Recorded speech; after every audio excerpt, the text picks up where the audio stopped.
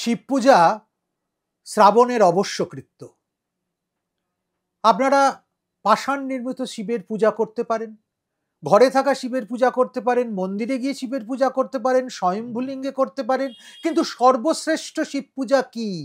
সর্বশ্রেষ্ঠ শিব পূজা হচ্ছে মৃত্তিকা দ্বারা নির্মিত শিবের পূজা, যাকে সহজ কথায় বলা হয় পার্থিব লিঙ্গ পূজা।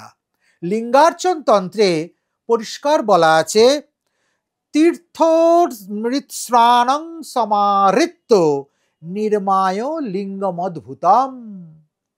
তীর্থমৃৎস্নান অর্থাৎ তীর্থমৃদা, কোন তীর্থ থেকে মৃত্তিকা আহরণ করে সমাহৃত্য নির্মায় লিঙ্গম অদ্ভুতম, অদ্ভুত লিঙ্গ নির্মাণ যদি করতে পারেন এবং সেই লিঙ্গের ওপর যদি আপনারা শিব পূজা করতে পারেন, তাহলে শিব পূজা সর্বত ফলদায়ী হবে।